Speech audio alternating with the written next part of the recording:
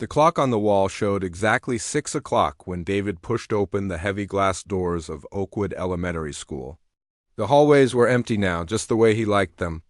After 4 years of working the night shift as a janitor, he had grown to love these quiet hours when the building belonged only to him. His footsteps echoed softly against the polished floors as he made his way to the supply closet. The sound was familiar and comforting, like an old friend greeting him at the start of another workday. During the day, these same hallways buzzed with the energy of hundreds of children running, laughing, and learning. But now, in the peaceful silence, David could actually hear himself think. At 34 years old, David had never imagined this would be his life. When he was younger, he had different dreams, different plans. But life has a way of changing direction when you least expect it, and sometimes you have to follow where it leads you, even if it's not where you thought you'd end up. He pulled his cleaning cart from the storage room and began his usual routine. First, the main office, then the library, followed by the cafeteria. Each room had its own personality during the day, filled with the voices and activities of students and teachers. But at night, they became quiet spaces where David could work in peace, thinking about whatever was on his mind. Tonight, like most nights, his thoughts drifted to his 9-year-old daughter, Lily. She was probably at his mother's house right now, finishing her math homework or maybe reading one of those mystery books she loved so much. David smiled to himself, thinking about how she always left bookmarks in at least 3 different books at once, never able to decide which story she wanted to follow. Lily was the reason for everything David did these days. Every hour he spent pushing this cart through empty hallways, every weekend he worked extra shifts, every decision he made was for her. Being a single father wasn't something he had planned for, but it was the reality he lived with every day since his wife died in that car accident 3 years ago. Before the accident, David's life had been completely different. He used to spend his evenings playing piano at a small coffee shop downtown called the Blue Note. It wasn't fancy, just a cozy place where people came to relax after work or catch up with friends over a cup of coffee. But it had a beautiful old piano in the corner, and the owner let David play there 3 nights a week. Those were good times. David would arrive at the Blue Note around 7 in the evening, set up his music, and play until closing time. He mostly played jazz and blues, sometimes throwing in a popular song that people could sing along with. The pay wasn't much, maybe $50 a night plus tips, but it wasn't really about the money. It was about the music, about the way the piano keys felt under his fingers, about the small crowd that would gather around to listen. David had been playing piano since he was 7 years old. His grandmother had an old upright piano in her living room, and during family visits, young David would sneak away from the adult conversations to press the keys and see what sounds he could make. His grandmother noticed his interest and convinced his parents to let him take lessons. He wasn't a child prodigy or anything like that. He was just a kid who loved music and was willing to practice. Through middle school and high school, David played in the school band, participated in talent shows, and dreamed of maybe studying music in college. But college was expensive, and his family didn't have much money. So David learned to play by ear and taught himself songs from records and later from YouTube videos. The job at the Blue Note had been perfect for him. It let him share his music with people who appreciated it, and it gave him just enough income to get by. His wife, Rebecca, had always encouraged his musical dreams. She would sometimes come to the coffee shop on nights when she didn't have to work her own job at the hospital, sitting at a small table near the piano and smiling at him while he played. Those memories felt like they belonged to a different person now. After Rebecca died, David's whole world turned upside down. Suddenly, he was responsible for everything: paying the bills, taking care of Lily, making sure she had everything she needed for school, getting her to doctor appointments, helping with homework, and 1,000 other things that Rebecca had shared with him before. The irregular schedule at the Blue Note didn't work anymore. David needed a job with steady hours and reliable pay. He needed health insurance for himself and Lily. He needed something stable and predictable, even if it wasn't what he had dreamed of doing with his life. That's how he ended up at Oakwood Elementary. The job posting had been simple: night janitor. Position, Monday through Friday, 6 p.m. to midnight, benefits included.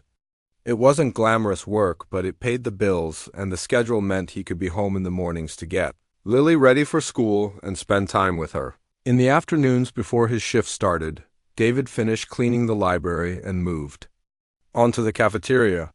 This was always the messiest room, with crumbs under tables and sticky spots on the floor where juice boxes had spilled. But he didn't mind the work.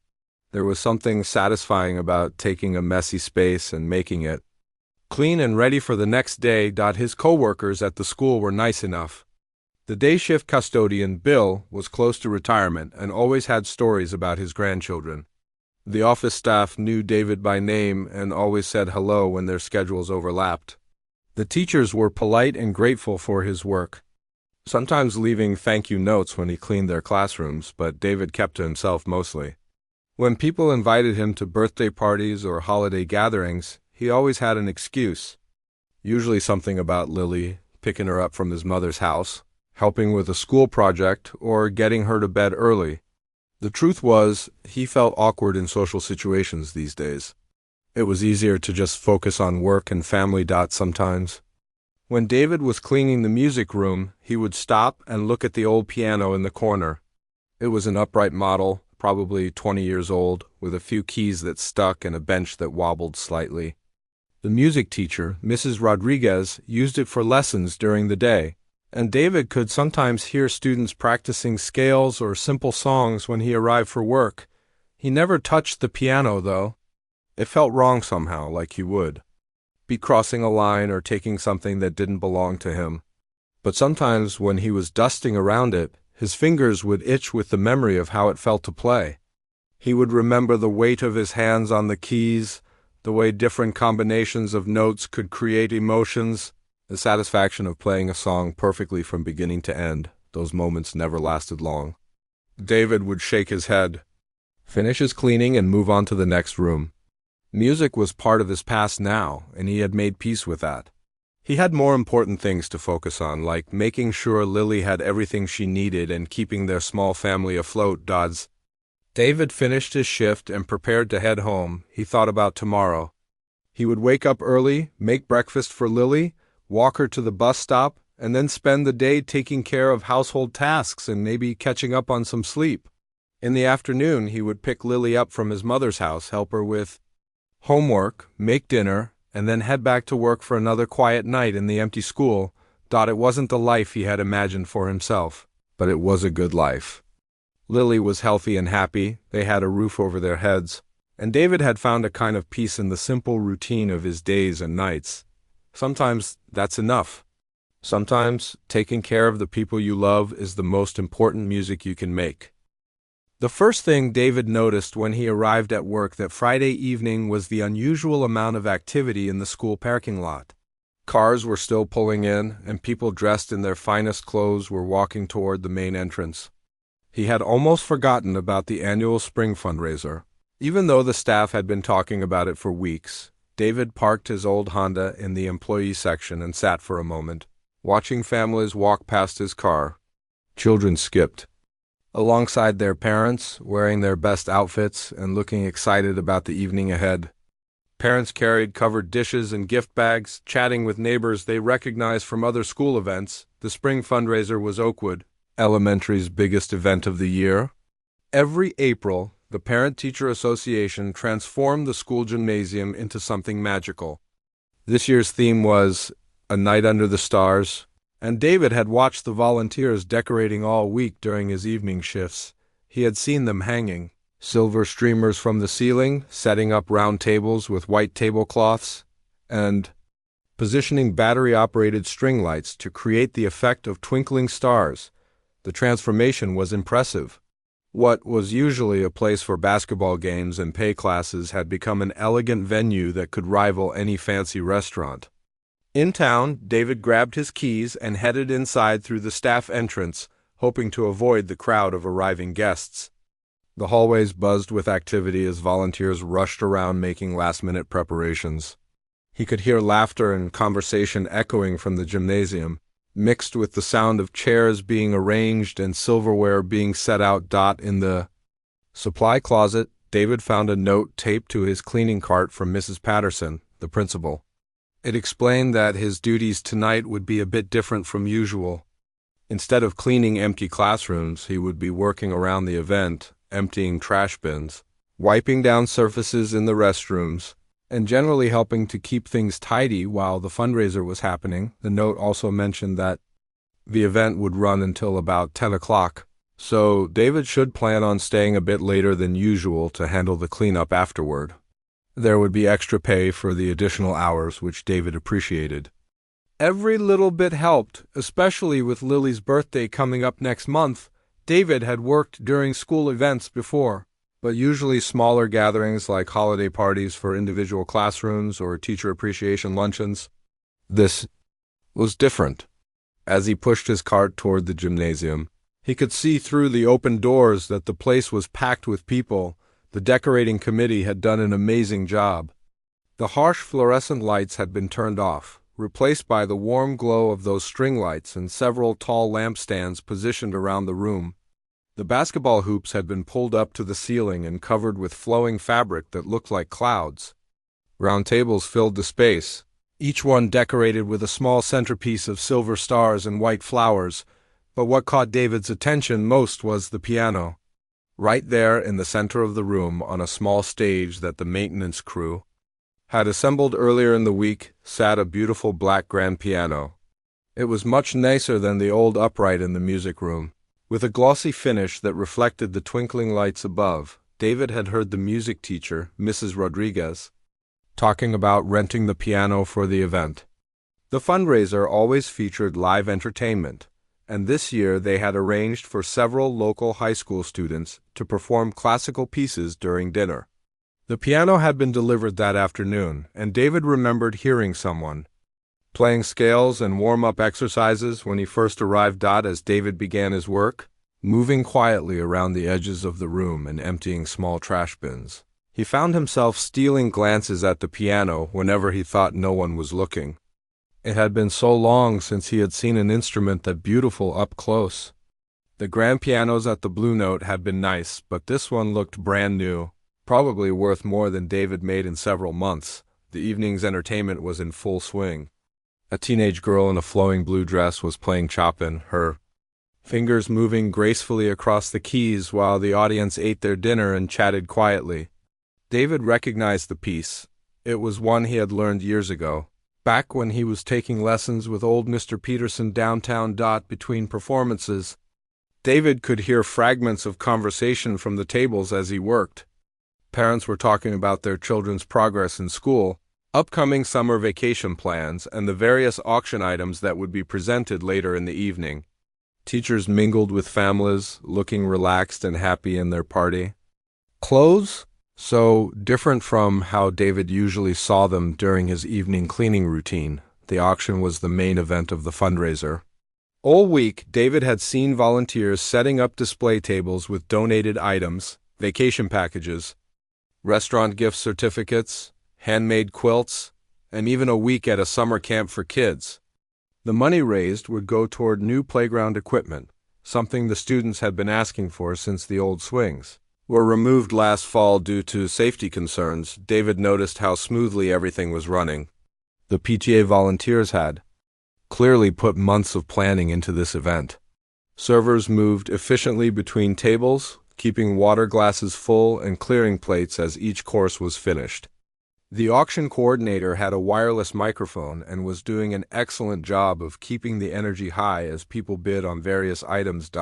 As the formal dinner portion of the evening wound down, the atmosphere became more relaxed. The high school performers had finished their classical set, and the piano now sat silent on the stage. People were moving around more freely, visiting other tables to chat with friends, checking out the auction items one more time, or stepping outside for some fresh air. David continued his work, but he found his eyes drifting back to the piano again and again.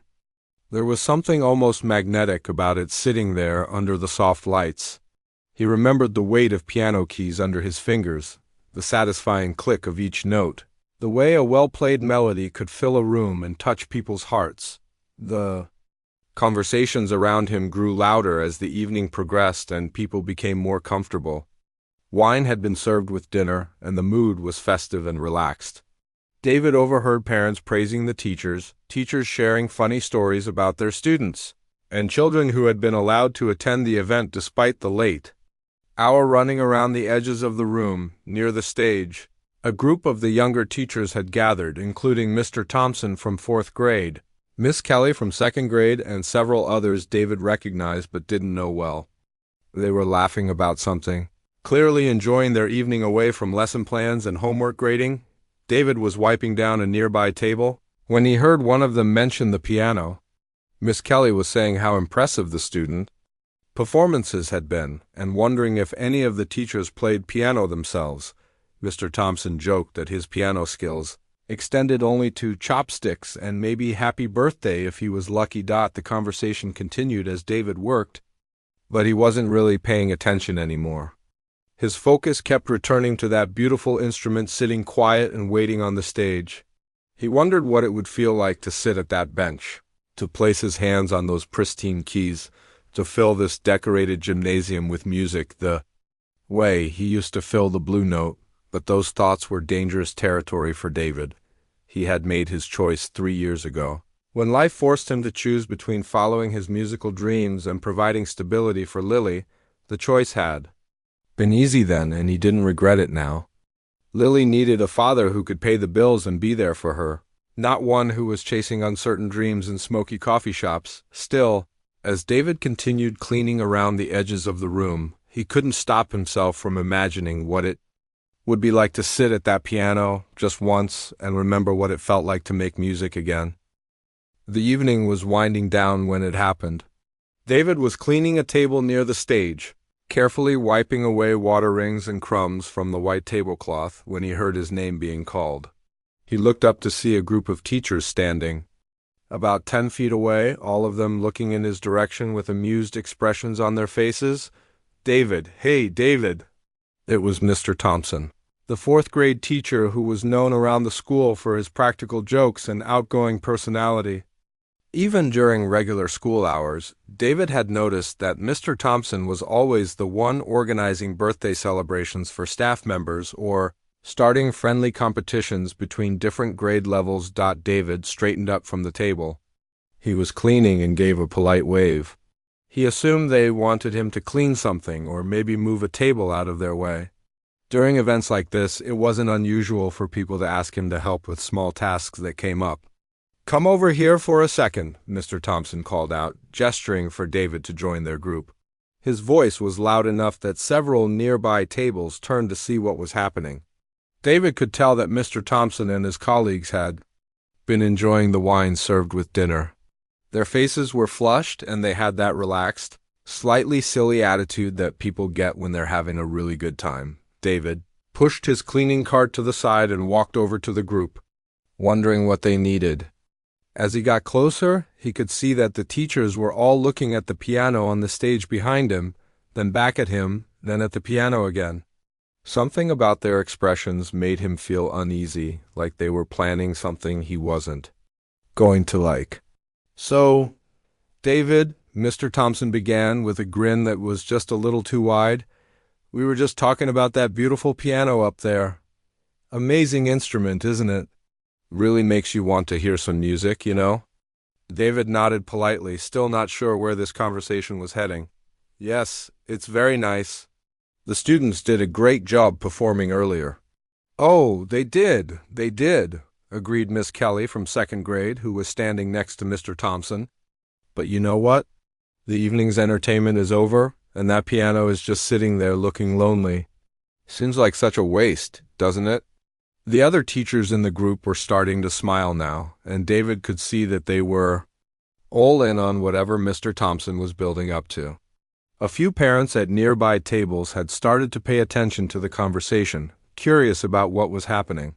"Here's what we're thinking," Mr. Thompson continued, his voice getting louder and more theatrical. "Why don't you go up there and play something for us? Come on, give us a song. I bet you've got some hidden musical talent we don't know about. The suggestion hit David like a physical blow. He felt his face grow hot and his stomach drop. This was exactly the kind of attention he had been avoiding for the past 4 years. He glanced around and saw that more people were starting to notice what was happening. Some were smiling with curiosity, others looked like they were trying not to laugh. "Oh, I don't think that's a good idea," David said quickly, forcing a smile. And taking a step backward, "I should really get back to my cleaning. There's still a lot to do before everyone goes home." But Mr. Thompson wasn't giving up that easily. "Come on, don't be modest. Everyone can play a little piano, right? Even if it's just chopsticks or Mary Had a Little Lamb, it'll be fun." Miss Kelly jumped in to support the idea. "Yes, oh, that would be so entertaining. Come on, David, just one little song. What could it hurt?" The group of teachers was getting more excited about the idea, and their enthusiasm was starting to spread to the people around them. David could hear murmurs from nearby tables as parents and other staff members began to pay attention to what was happening. Someone at a table behind him said, "What's going on over there?" "They want the janitor to play piano," someone else answered. And David could hear the amusement in their voice. David felt trapped. More and more people were looking at him now, waiting to see what he would do. He could see Mrs. Patterson, the principal, watching from across the room with a curious expression. Even some of the children who were still at the event had stopped running around and were staring at him. "Really, I appreciate the suggestion," David said, trying to keep his voice steady. "But I should focus on my work. Maybe next time." "Next time?" Mr. Thompson laughed. "Come on, David, live a little. When's the next time you're going to have access to a piano this nice? This is a once-in-a-lifetime opportunity." The peer pressure was building. Other teachers had started to gather around, drawn by the commotion. David recognized Mr. Rodriguez from 5th grade, Mrs. Chun from the library, and several others. They were all smiling and nodding encouragingly, caught up in the excitement of the moment. "Play something," called out a parent from a nearby table. "We'd love to hear it." "Yeah, go for it," added another voice from somewhere behind. David, what had started as a small group of teachers making a suggestion, was turning into a crowd of people all focused on him. David felt like he was under a spotlight, even though the actual lighting in the room was soft and romantic. His heart was beating faster, and he could feel sweat starting to form on his forehead. The worst part was that he could see in their faces that this was all meant to be harmless fun. Nobody was being cruel or intentionally trying to embarrass him. Mr. Thompson and the others genuinely thought they were being friendly, encouraging him to do something fun and spontaneous. They had no idea that they were asking him to expose a part of himself that he had been carefully protecting for 3 years. "Just one song," Mr. Thompson pressed on, sensing that David was wavering. "Something simple. We're not asking for a concert here, just a little entertainment to cap off a wonderful evening." David looked around at all the expectant faces and felt his resolve starting to crack. These people weren't strangers. They were his coworkers, people he saw every day, people who had always been kind to him. Mrs. Patterson had given him this job when he desperately needed it. The teachers always said thank you when he cleaned their classrooms. The staff had even given him a sympathy card when his wife died. Maybe it wouldn't be so bad. Maybe he could just sit down, play chopsticks like Mr. Thompson suggested, get a few laughs, and then everyone would move on to something else. It would be over in a minute, and life would go back to a normal dot. But even as David considered this possibility, he knew it wasn't that simple. If he sat down at that piano, he wouldn't be able to play chopsticks. His fingers would remember what they knew how to do. The music that had been locked away inside him for 3 years would demand to come out. And once that happened, everything would change. The crowd was getting larger and more animated. David could hear people calling out encouragement from different parts of the room. Someone started clapping slowly, trying to get a chant going. The energy in the room was building, and David was at the center of it all, feeling like he was standing on the edge of a cliff with everyone behind him shouting, "Jump!" He looked at the piano, sitting there under the soft lights, beautiful and patient and waiting. Then he looked back at all the faces around him, bright with excitement and anticipation, completely unaware that they were asking him to open a door he had spent 3 years learning how to keep closed. David stood frozen in the middle of the growing crowd, feeling like time had slowed down around him. The voices of encouragement seemed to blur together into a distant hum, and all he could focus on was his own heartbeat pounding in his ears. His mouth felt dry, and his hands were starting to shake slightly. This was exactly the kind of situation he had been avoiding for years. He glanced toward the exit, calculating how quickly he could grab his cleaning cart and disappear into the empty hallways. It would be awkward, sure. But in a few minutes, everyone would forget about the whole thing and go back to their conversations.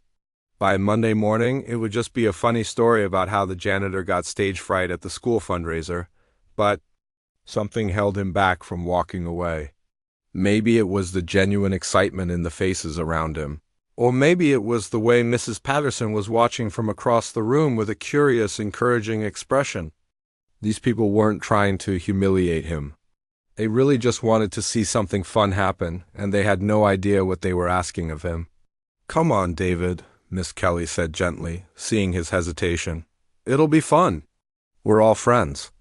Here, that word friends hit him harder than he expected. For 3 years, David had kept everyone at arm's length, politely declining invitations and avoiding personal conversations. He had convinced himself that it was better this way, safer to keep his work life and his personal life completely separate. But looking around at these faces, he realized that these people genuinely cared about him, even if they didn't really know him. Mr. Thompson, perhaps sensing that his joke was causing more anxiety than he had intended, tried to lighten the mood. "Hey, look, if you really don't want to, that's totally fine. We're just having some fun here. No pressure at all." But even as he said it, David could feel the weight of everyone's attention. The crowd had grown to include most of the people still remaining at the fundraiser. Parents were turning in their chairs to see what was happening. Children were tugging on their parents' sleeves, asking what everyone was looking at. Even the volunteer servers had stopped clearing tables too. "Watch." David looked at the piano again, and this time he really saw it. Not just as a beautiful instrument sitting on a stage, but as a doorway to a part of himself he had locked away. The glossy black surface reflected the twinkling lights above, and David could almost see his own reflection in it, distorted and uncertain. For just a moment, he allowed himself to remember what it felt like to play, the satisfying weight of his fingers on the keys, the way a melody could start simple and then grow into something complex and beautiful, the feeling of being completely lost in the music, where nothing else in the world mattered except the conversation between his heart and the piano. Those memories had been buried so deep that they almost felt like they belonged to someone else. That person who used to play at the Blue Note seemed like a character from a book he had read long ago, not someone he had actually been. But standing here now, looking at this piano, David could feel that other version of himself stirring somewhere. Inside. "I don't know," David said quietly, more to himself than to anyone else. "I haven't played in a really long time." The admission surprised him. He hadn't meant to say anything that would encourage them, but somehow the words had slipped out. And once they were spoken, he couldn't take them back. "You do play!" Mr. Thompson's face lit up with genuine excitement. "I knew it." "There was something about the way you always look at the piano in Mrs. Rodriguez's classroom. Come on, man, you've got to share this with us." Mrs. Rodriguez herself stepped forward from the crowd. "David, I had no idea you played piano." "That's wonderful. Please, I'd love to hear you play something." Now, even the music teacher was encouraging him, and David felt his last excuse crumbling away.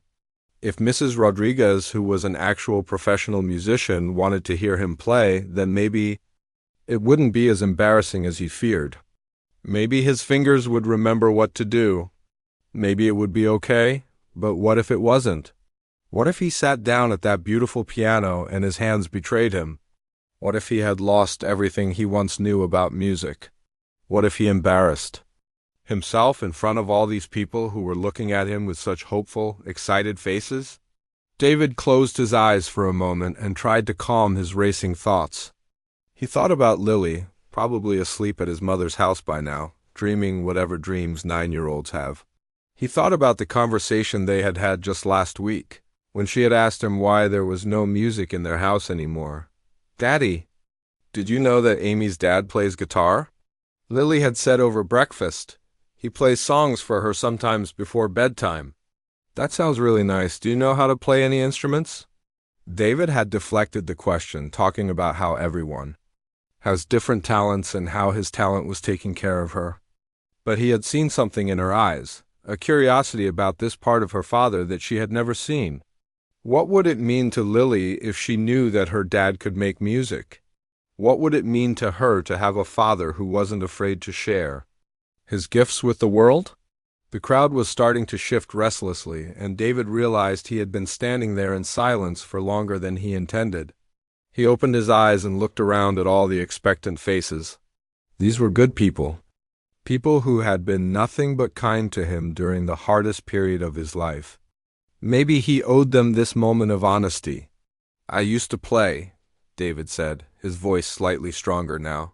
Before my wife died, I used to play at a coffee shop downtown. But that was a long time ago." The admission created a ripple of understanding through the crowd. Several people nodded sympathetically, and David could see that his honesty had changed the energy in the room. This wasn't just about entertainment anymore. This was about a man who had lost something important and maybe, just maybe, was ready to find it again. "All the more reason to try," Mrs. Patterson said softly from where she stood at the edge of the crowd. "Music has a way of healing things we didn't even know were broken." David looked at her, surprised by the wisdom in her words. In all the years he had worked for her, they had never had a conversation deeper than scheduling and cleaning supplies. But there was something in her expression that made him think she understood exactly what this moment meant. The piano seemed to be calling to him now, no longer just a beautiful object on a stage, but a bridge between who he used to be and who he might become again. David could feel his resistance weakening, like a dam with tiny cracks that were starting to spread. He took a step toward the stage, then stopped. The crowd held its breath, sensing that he was on the verge of making a decision that would change everything. David looked at the piano bench, imagining himself sitting there, placing his hands on the keys for the first time in 3 years. What if the music was still inside him, waiting patiently all this time? What if his fingers remembered what his mind had tried to forget? What if this moment, this piano, these people were exactly what he needed to find his way back to a part of himself he thought was lost forever? David took another step toward the stage and then another. The crowd watched in silence, understanding somehow that they were witnessing something much more important than they had originally planned. David's legs felt like they might give out as he climbed the 3 steps onto the small stage.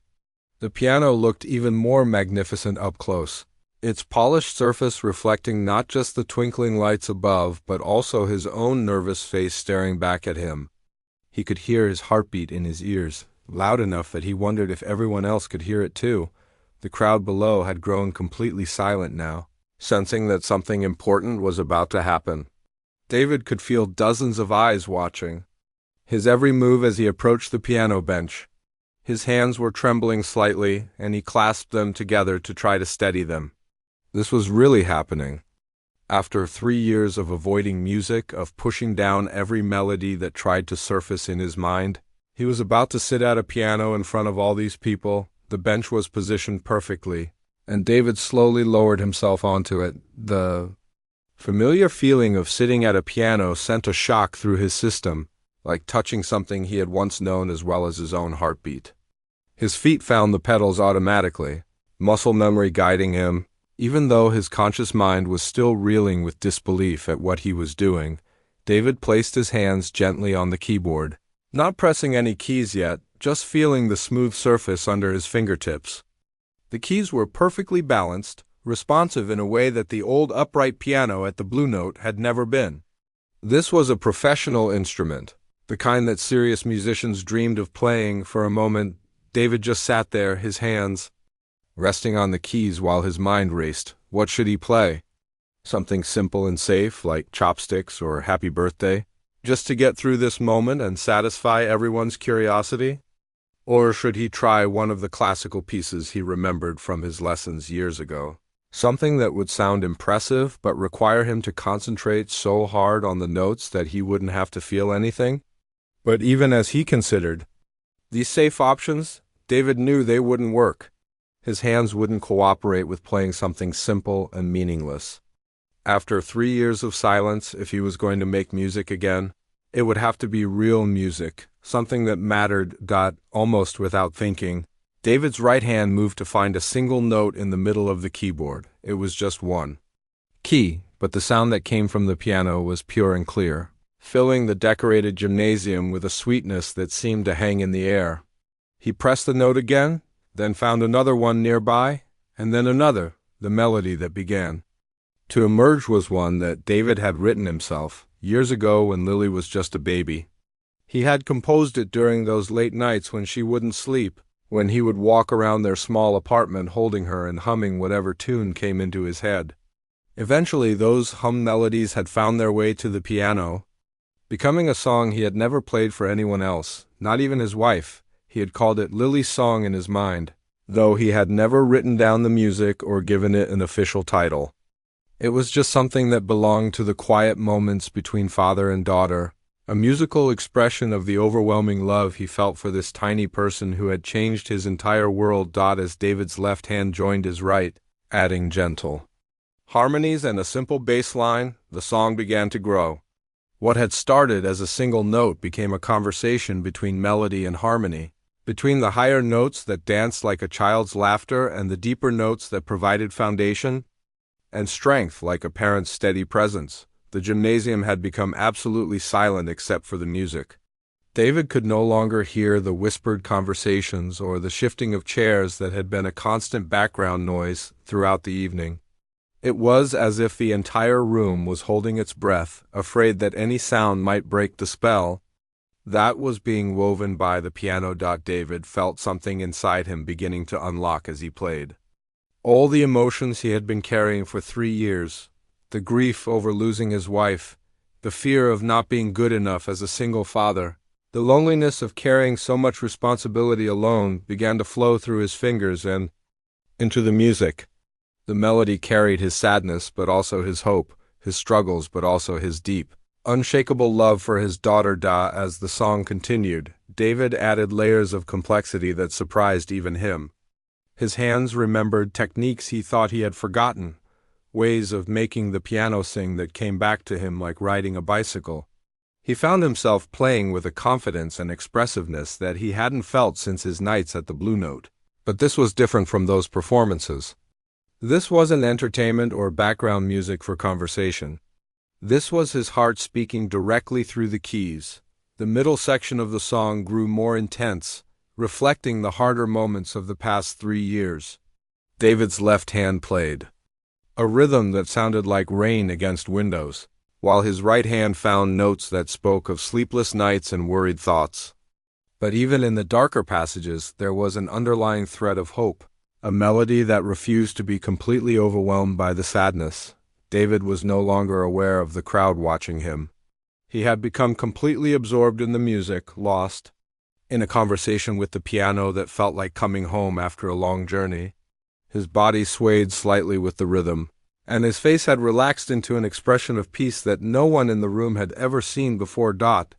As the song moved toward its conclusion, David brought back the original simple melody, but now it was enriched by everything that had come before. The notes seemed to sparkle in the air, each one clear and purposeful.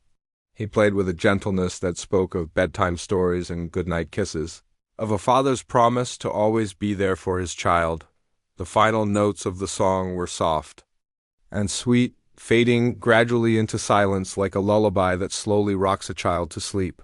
David's hands lingered on the keys for a moment after the music stopped, reluctant to break the connection he had just rediscovered. The silence that followed was profound, the kind of quiet that comes after something beautiful has just happened. David slowly lifted his hands from the piano and looked out at the crowd for the first time since he had started playing. What he saw in their faces took his breath away. Many people had tears in their eyes. Others sat with their mouths slightly open as if they couldn't quite believe what they had just heard. Children who had been restless earlier were now sitting perfectly still, their young faces serious and thoughtful. Mrs. Rodriguez, the music teacher, had her hand pressed to her heart and was shaking her head slowly, as if she couldn't quite process what had just happened. Mr. Thompson, who had started this whole situation as a playful joke, stood at the back of the crowd with an expression of complete amazement. Any trace of his earlier jovial demeanor replaced by genuine awe. Even Mrs. Patterson, who David had always seen as a professional and somewhat formal principal, was wiping away tears and looking at him as if she was seeing him for the very first time. David realized that in playing Lily's song, he had shared something deeply personal with all these people. He had opened a door that he had kept locked for 3 years, and now there was no going back.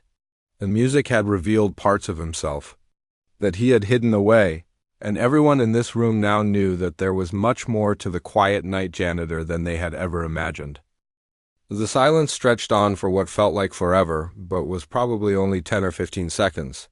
David sat perfectly still at the piano bench, his hands now resting in his lap, watching the faces of everyone in the gymnasium. He could see people processing what they had just heard, their expressions shifting from surprise to amazement to something deeper and more profound. Then Mrs. Patterson started clapping.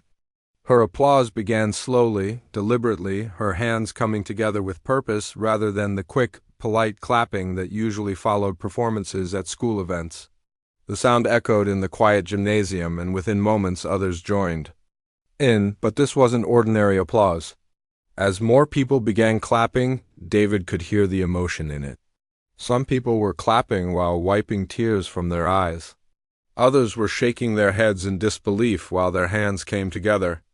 The sound grew and grew, building into something that felt less like appreciation for entertainment and more like a celebration of something unexpected and beautiful. Mr. Thompson was one of the first to stand up, his face completely transformed from the joking expression he had worn earlier. His applause was enthusiastic but respectful, and David could see something like embarrassment in his eyes, as if he was realizing that his playful dare had uncovered something far more significant than he had ever intended. Soon, the entire room was on their feet. Parents, teachers, volunteers, even the children who were still at the event were all standing and clapping. The applause continued for much longer than David had ever experienced, rolling through the room in waves. He could hear people calling out words of praise between their clapping. "Beautiful," someone shouted from the back of the room. "Amazing," called another voice. "That was incredible." David felt overwhelmed by the response. He had played music for audiences before, back in his days at the Blue Note, but those had been small crowds of people who were usually talking and drinking while he played background music. This was completely different. Every person in this room had been completely focused on his music, and their reaction showed that they had truly heard what he was trying to say. As the applause finally began to die down, people started moving toward the stage. David stood up from the piano bench, feeling slightly unsteady on his legs.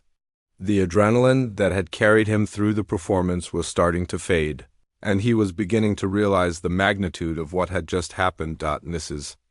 Rodriguez was the first to reach him, climbing the steps onto the stage with tears still visible in her eyes. As the school's music teacher, she had heard hundreds of student performances over the years, but her expression showed that what David had just played was something entirely different. "David," she said, her voice slightly shaky, "that was absolutely extraordinary. I had no idea. I mean, I've worked with you for 4 years, and I never knew you could play like that. That wasn't just playing piano, that was was art?" Her words hit David harder than he expected. For so long, he had thought of his musical abilities as something from his past, a hobby that he had outgrown when life forced him to focus on more practical matters.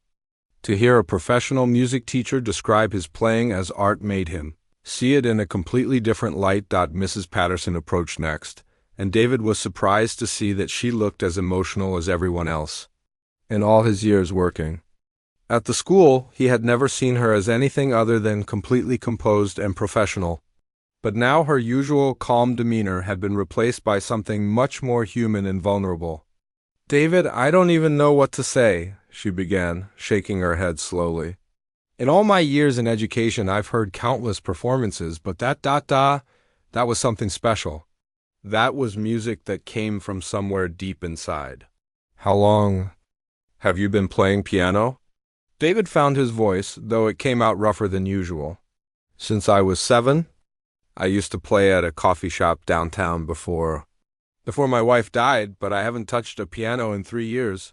The crowd that had gathered around the stage murmured sympathetically at this revelation.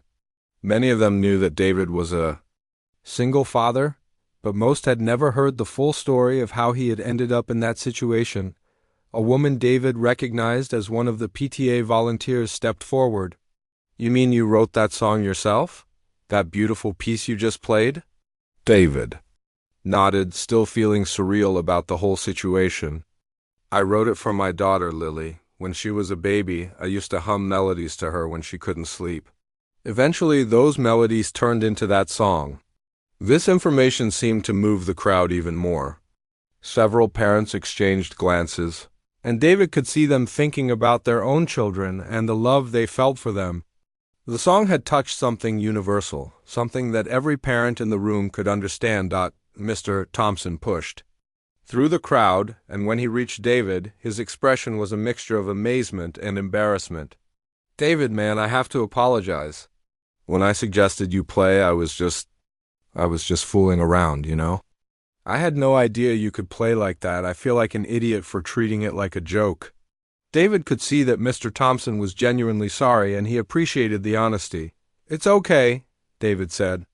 "You couldn't have known. And to be honest, if you hadn't pushed me, I probably never would have played again." This seemed to ease Mr. Thompson's guilt somewhat, but David could tell that the teacher was still processing the fact that his casual dare had led to something so profound. The questions started coming then, as people's initial shock wore off and curiosity took over. Parents wanted to know about his musical training, how long he had been composing, whether he had ever recorded any of his music.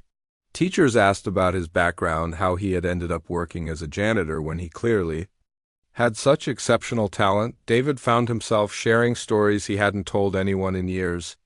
He talked about learning piano from his grandmother, about the lessons with Mr. Peterson downtown, about the years he spent playing at the Blue Note. He explained how music had always been his passion, but how becoming a single father had forced him to choose stability over dreams. As he talked, David could see the people around him beginning to understand his journey. They were seeing him not just as the quiet janitor who cleaned their school, but as a complete person with a rich history and talents they had never imagined. One of the parents, a woman named Helen, whose daughter was in 2nd grade, asked the question that several people seemed to be thinking. "David, with talent like yours, have you ever thought about teaching music? I mean, professionally?" Before David could answer, Mrs. Rodriguez jumped in.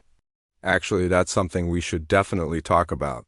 We've been looking for ways to expand our music program, and after hearing you play—" She paused, looking at Mrs. Patterson. "Would it be possible to discuss adding some kind of piano instruction to our after-school programs?" Mrs. Patterson nodded enthusiastically. "Absolutely. David, if you're interested, I think we could work something out. We've had parents asking about music lessons, and clearly you have something extraordinary to offer." David felt his head spinning. An hour ago, he had been quietly cleaning tables, trying to avoid attention. Now he was standing on a stage, surrounded by people who were not only praising his music, but offering him opportunities he had never considered. The possibility of teaching music, of sharing his passion with children, of maybe finding a way to bring his two worlds together, was both exciting and terrifying. As the crowd around him continued to buzz with excitement and suggestions, David looked back at the piano that had started it all.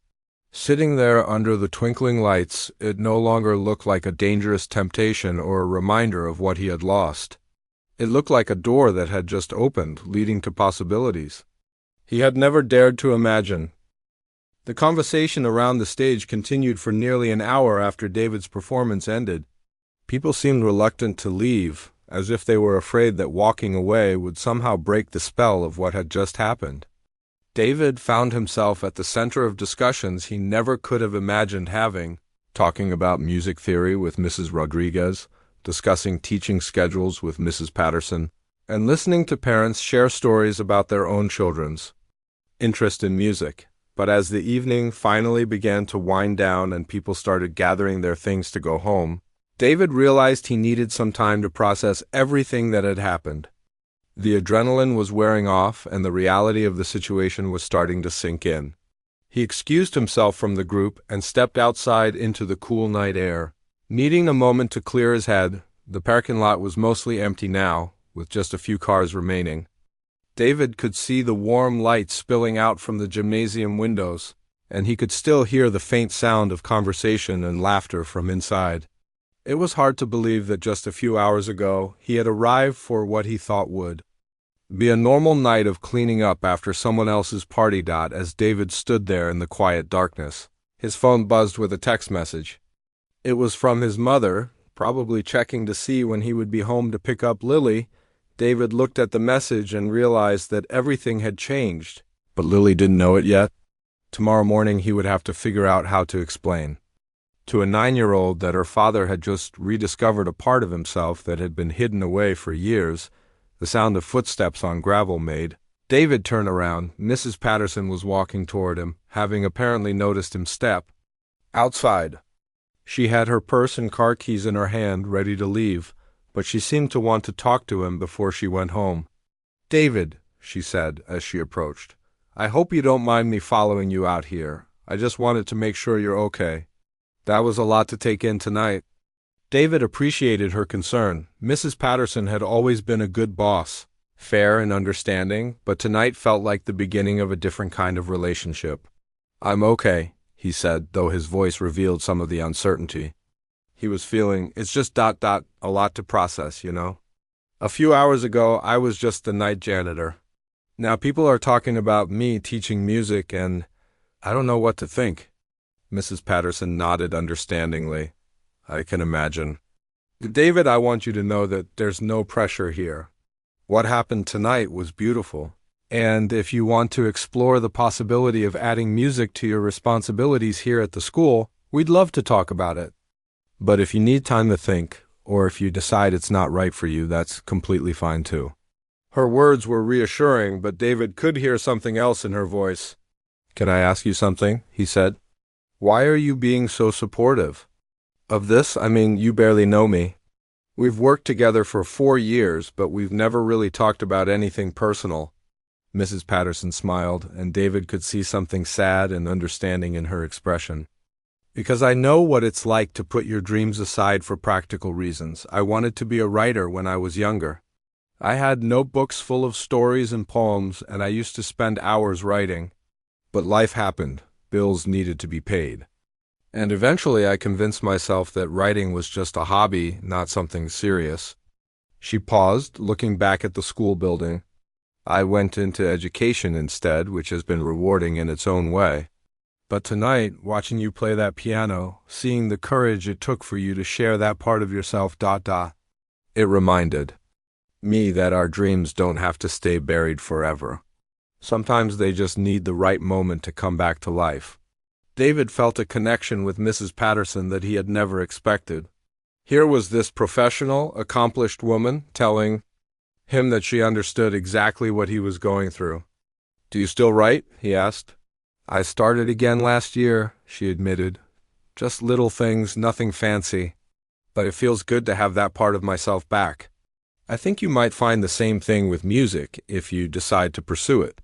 They stood in comfortable silence for a moment, both lost in their own thoughts. Then Mrs. Patterson spoke again.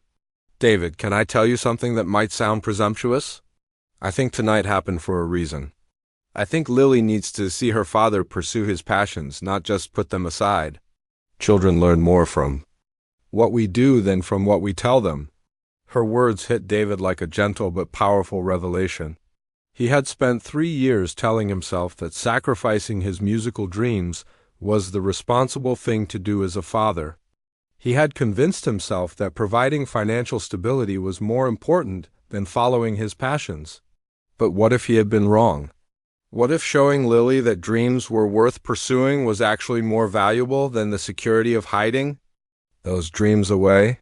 I never thought about it that way, David said quietly. Most parents don't, Mrs. Patterson replied. We're so focused on giving our children security that we sometimes forget to show them how to live fully. But you have an opportunity here to do both. Teaching music part-time, keeping your regular job for stability, and showing Lily that it's possible to honor both practical needs and creative passions. As Mrs. Patterson walked to her car, David remained in the parking lot, thinking about what she had said. The idea of teaching music was both thrilling and terrifying. He hadn't thought about sharing his knowledge with students since his college days when he had occasionally helped younger musicians with their technique. But the thought of working with children, of helping them discover the joy of music the way his grandmother had helped him discover it, was incredibly appealing. Back inside the school, David could see that the cleanup was mostly finished. The volunteers had worked efficiently, and the gymnasium was nearly back to its normal appearance. The beautiful decorations were being carefully packed away. The tables were being folded and stacked, and the twinkling lights were being taken down one strand at a time, but the piano was still there, sitting on the small stage under a single spotlight that someone had left on. David walked back inside and approached it one more time. This piano would be picked up tomorrow, returning to whatever rental company had provided it for the evening. But the impact it had made would last much longer. David sat down at the bench again and played a few quiet notes. Nothing elaborate, just a simple melody that came to him in the moment. The gymnasium was nearly empty now, with only a few volunteers finishing the last of the cleanup, but David wasn't performing for anyone this time. He was just reconnecting with something that had always been part of him, something that had been waiting patiently for him to be ready to embrace it again. As he played, David thought about all the conversations that had happened tonight. Parents asking about piano lessons for their children, Mrs. Rodriguez talking about expanding the music program, Mrs. Patterson offering him opportunities he had never considered. All of these possibilities were swirling around in his mind, creating a symphony of potential futures that he had never dared to imagine. But most of all, David thought about Lily. Tomorrow, when he picked her up from his mother's house, he would have a story to tell her. He would explain what had happened at the school fundraiser, how her father had found the courage to play music again, and how sometimes the most beautiful things happen when we're brave enough to share the parts of ourselves that we've been keeping hidden. David realized that tonight had given him something more valuable than job opportunities or community recognition. It had given him back a piece of his identity that he had thought was lost forever, and more importantly, it had shown him that it was never too late to become the person he wanted his daughter to see when she looked at him. 3 months had passed since that unforgettable night at the spring fundraiser, and David's life had changed in ways he never could have imagined. As he walked through the hallways of Oakwood Elementary on a Tuesday afternoon, he carried both his familiar cleaning supplies and a bag containing sheet music and lesson plans. The transition hadn't been easy, but it had been worth every challenging moment. The biggest change was in how people saw him. Instead of polite nods and brief greetings, David now found himself having real conversations with teachers and parents. Mrs. Rodriguez stopped him in the hallway regularly to discuss music theory and teaching techniques. Parents approached him during pickup time to ask about their children's progress or to share stories about hearing piano music coming from their homes for the first time in years. But the most important change was in how Lily saw her father. The morning after the fundraiser, when David had picked her up from his mother's house and tried to explain what had happened the night before, Lily had listened with wide eyes and an expression of amazement that David would never forget. "You played piano in front of all those people?" she had asked, her voice filled with awe. "And they really liked it?" "They seemed to," David had replied, still hardly believing it himself. "Can I hear you play?" Lily had asked immediately. "Can you teach me?" That question had sealed David's decision to pursue Mrs. Patterson's offer. Within a week, he had arranged to teach piano lessons 2 afternoons a week in the school's music room. keeping his regular custodial job but adding this new dimension to his work life. The arrangement was perfect. It provided extra income, allowed him to share his passion with children, and gave him a way to gradually reintegrate music into his daily routine. Today, David was preparing for his favorite part of the week, the beginner's class that included Lily along with 5 other students ranging in age from 6 to 10. Watching his daughter discover the joy of making music had been one of the most rewarding experiences of his life. She had inherited some of his natural musical ability, but more importantly, she had inherited his love for the emotional expression that music could provide. As David set up the music room for the afternoon lesson, he thought about how different his life felt now. The fear and uncertainty that had dominated his thoughts for 3 years had been replaced by a sense of purpose and excitement. He still worried about practical things like paying bills and providing security for Lily, but those concerns no longer consumed his every waking moment. The first student to arrive was Tommy, a 6-year-old whose enthusiasm far exceeded his attention span. He bounced into the room with his usual energy, eager to show David the song he had been practicing at home on his family's electronic keyboard. "Mr. David, Mr. David, Mr. David, listen to this!" Tommy called out, racing to the piano bench and immediately launching into a very creative interpretation of Twinkle, Twinkle, Little Star that included several notes that definitely weren't in the original composition. David smiled, remembering his own early attempts at playing piano and his grandmother's patient encouragement. "That's great, Tommy. I can hear that you've been practicing. Let's work on keeping those fingers curved, just like we talked about last week." Soon, the other students began arriving. There was Amy, an 8-year-old who approached music with the same careful precision she brought to everything else. Kevin, a 10-year-old who had begged his parents for lessons after hearing David play at the fundraiser. Hannah, a 7-year-old who loved to make up her own songs. And Michael, a 9-year-old who was already showing remarkable natural talent. And then Lily arrived, carrying the small backpack where she kept her music books and the notebook where she wrote down the songs she wanted to learn. She always came to class with a list of questions and ideas, and David loved seeing his own curiosity about music reflected in his daughter's eager face. "Hi, Dad," she said, giving him a quick hug before taking her place with the other students. The casual way she called him Dad in front of the other children, instead of the more formal daddy she used at home, made David smile. She was growing up, becoming more independent, but music had given them a new way to connect and share something special. The lesson began with warm-up exercises, simple scales that helped the children get their fingers moving and their minds focused on the piano. David walked around the room, gently correcting hand positions and offering encouragement. The old upright piano that had sat unused in the corner for years had been tuned and refurbished, and while it wasn't as magnificent as the grand piano from the fundraiser, it served its purpose perfectly.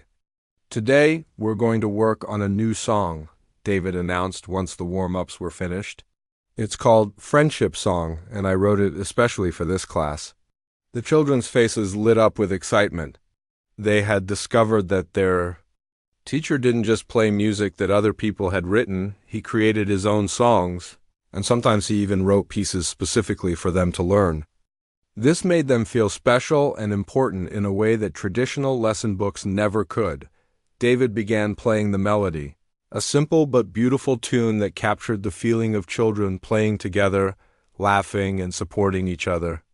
As he played, he could see the students listening intently, their young minds absorbing not just the notes, but the emotion behind the music. "The best part about this song," David explained as he finished playing, "is that it has space for each of you to add your own part. We're going to learn it together, and then each of you can play a section that shows your own personality." This was David's teaching philosophy. Music should be personal and meaningful, not just a series of technical exercises. He wanted his students to understand that piano wasn't just about playing the right notes in the right order, but about expressing themselves and connecting with others through sound. As the lesson progressed, David felt the same sense of fulfillment that had surprised him during that first night at the fundraiser. Teaching music was different from performing, but it was equally rewarding. Watching a child's face light up when they finally mastered a difficult passage, or seeing them gain confidence as their skills improved, gave David a satisfaction that he had never experienced in any other job. Near the end of the class, Lily raised her hand. "Dad, will you play that song you played at the fundraiser, the one you wrote for me?" David felt his heart skip a beat. He had played Lily's song for her several times at home, but he had never performed it in front of the other students. "Are you sure?" he asked. "It's a pretty long piece. Please?" Lily said, and the other children immediately joined in with their own requests. David looked around at the eager faces of his students and realized that this was exactly what Mrs. Patterson had been talking about that night in the parking lot. This was what it meant to show children that dreams were worth pursuing, that creativity and passion were valuable parts of life. He sat down at the piano and began to play Lily's song, the same piece that had changed everything 3 months ago. But this time, he wasn't playing for a crowd of surprised adults. He was playing for his daughter and her friends, sharing something precious with the next generation, and showing them that music could be a way to express love, hope, and all the beautiful emotions that make life meaningful. As the final notes faded away, the room was quiet for a moment. Then Lily spoke up, her voice filled with pride and love. "That's my song," she said to the other children. "My dad wrote that song for me." And in that moment, David knew that he had found his way back to exactly where he belonged.